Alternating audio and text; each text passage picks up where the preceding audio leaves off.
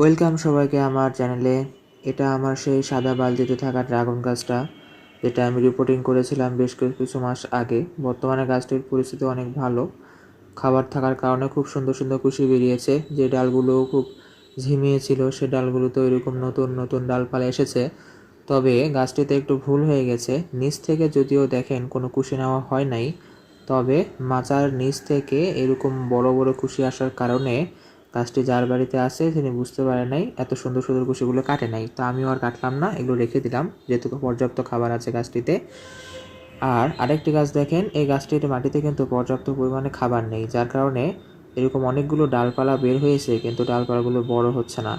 আসলে এই ডালপালাগুলো কিন্তু কেটে দিতে হবে এবং মাটিতে পর্যাপ্ত পরিমাণ খাবার দিতে হবে, তাহলে আশা করা যায় এই ছোট্ট গাছটিতেও এবছর ফুল আসবে। ফোনে আরও তথ্য পেতে চ্যানেলটি সাবস্ক্রাইব করুন।